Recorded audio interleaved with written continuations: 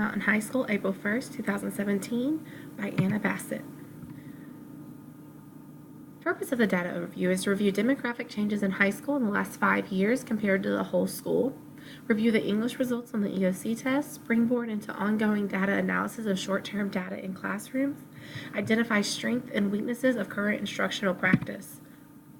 Some questions to consider while reviewing the English data are: where are the students performing well regarding English skills? What English instruction needs improvement? What can teachers change in their classrooms to impact this? And how can the English department use data to evaluate progress on an ongoing basis? This will help us to pinpoint and motivate our students as a whole when it comes to mastering content.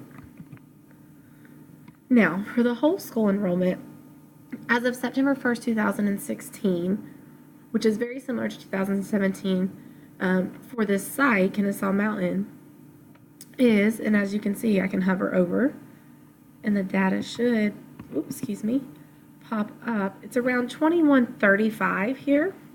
It drops down to, in 2014, to 2134, pops up in 2015, and this is where you see our incline starting to happen, to 2100, continues to grow all the way up to 2128, and then 2017 is 2135.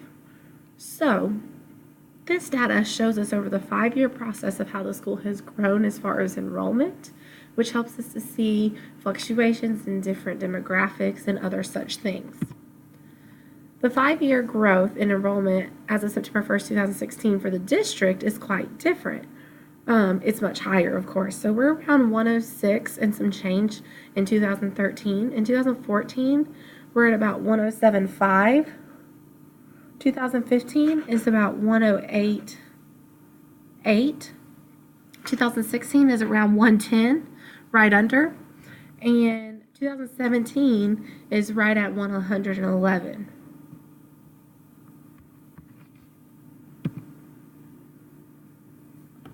The student ethnicity whole school for 2015-2016 school year, and the reason I chose 2015-2016 is because we have a full data picture for that year, and we don't quite have that for 2017 yet. So student ethnicity whole school 2015-2016 school year is as shown. Our largest majority is 45.54% with our white and Caucasian students. Our Black students come in next with 26.83%. We then see smaller proportions, but the third would be our Hispanic students at 15.92%. And then we have 3.64% are multiracial. Asians are 7.89%. And then our last two at 0.09 are Hawaiian Pacific Islander and American Indian and Alaskan. By the district, it's very similar, as you can see here, to what we see in our school, just at a grander scale. We would like to look at this to see if our school is on track with the district or if we're seeing different results. Based on this, we are seeing similar results, just at a grander scale, like I said. The population comparison by gender of a whole school. We have males coming in at 1082 and females coming in at 1047, so they're very close. The males are just a few more than female. The gender difference among diverse groups as a whole school is shown. White students, much of a grander scale here, majority. And we have the females with a darker color there, so you can see that the females are less than the males, but not by a drastic comparison. I would say by about 40 or 50, no more than 80. Our Black students are the same, except we have more female Black students than we do male. Our Asian students are very similar, but we have less female. Hawaiian Pacific Islander, you can see there are none. And our multiracial students, you can see that the female is greater than the male. American Indian, it's only male, and Hispanic looks like it's pretty much only female. Now, if we want to take a look at the services population in the whole district, our economically disadvantaged students come in at 44.9%. Our EIP students come in at 11.7%. Our ELL students come in at 9.5% of our population. Gifted at 20.1%, remedial at 15.1%, and our SWD students come in at 13.7% of our total enrollment. Now, we want to take a closer look at the economically disadvantaged student population. This is important percent to pay close attention to, as it is relevant to the success of the students based on the needs met at home. The students whose needs are not met at home have a more difficult time doing what they need to do at school overall, as a stereotype, but also just as an observation. So, what's the EOC? So let's dive a little bit more into that. It's an open-ended constructor response items in language arts, or has a writing component in response to passages read by students at every grade level in course within language arts assessment.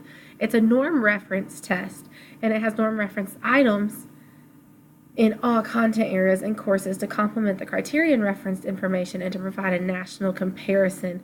And in high schools, it serves as a final. Excuse me. Now, the score meaning on the EOC. So this is the 9th grade literature and composition EOC assessment design, pulled straight from the handbook. And you can see that the selected response items, there's about 30 of them, and you get 30 points. The NRT, which is the norm reference test. So there's criterion referenced items and norm reference items. The norm reference test selected response items, there's 20, 10 for the constructive response score, and 20 points for the NRT feedback. The constructive response items, there's 3 items, 8 for the CR score, and 0 for the NRT feedback. The extended writing and response items, there's 1 for the number of items, and there's 7 points for that. Or it's out of 7 points. In the CR field test items, so there's 6, and then there's 0 constructive response score for that. It totals up to 60 items, 50 for the CR score, which is the criterion reference, and then points for the norm reference test is 20. So let's dive a little more into the percentile rank for the 9th grade, which is the all-core subtests in the EOC test for spring 2016. And my number of students I looked at were 626, which is all the 9th graders. So reading and vocabulary, as you can see, the ones we need to remediate is much larger here than the ones that we just need to monitor or accelerate. For writing and language, we have a different view here. We have to monitor more than we have to remediate and accelerate. If you can look across the board, you can see that acceleration is much smaller, as it's harder to get to that point. That's kind of the top level here.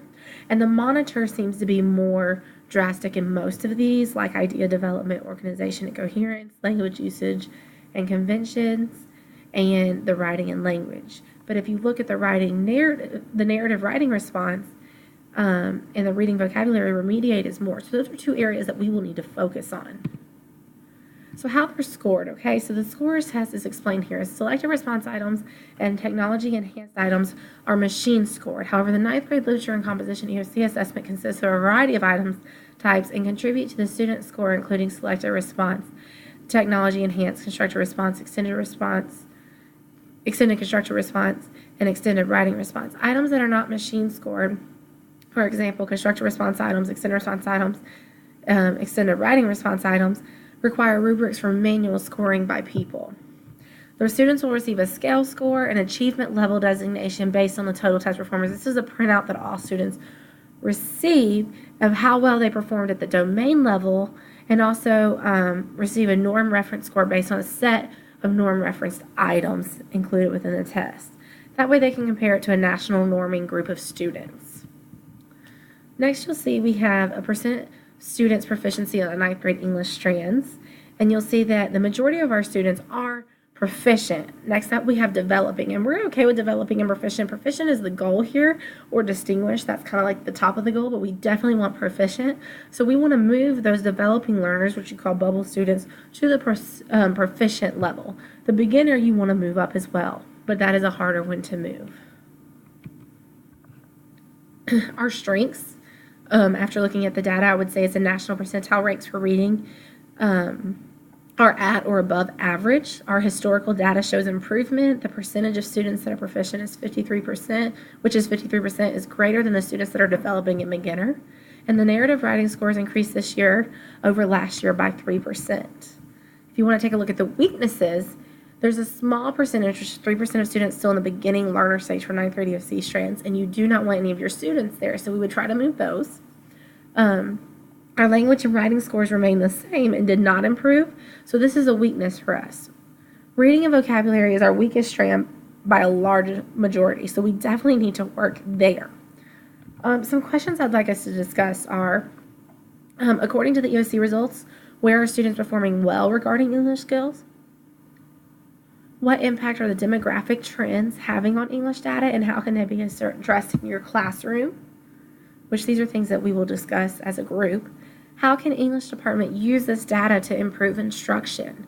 So how can we motivate our students and push our students through different types of lessons? And as an English department, how can we improve instruction to raise EOC scores in our weakest areas to meet proficiency? All right, so here's the next steps for us. We need to review the data overview thoroughly as a team. So we need to sit down, dive into it, break it apart, analyze it, do what we need to synthesize the information. Discuss the questions on the previous slide that we already read, the discussion questions. Create and agree on an action plan to address students' strengths and weaknesses, and they have a couple ideas for that.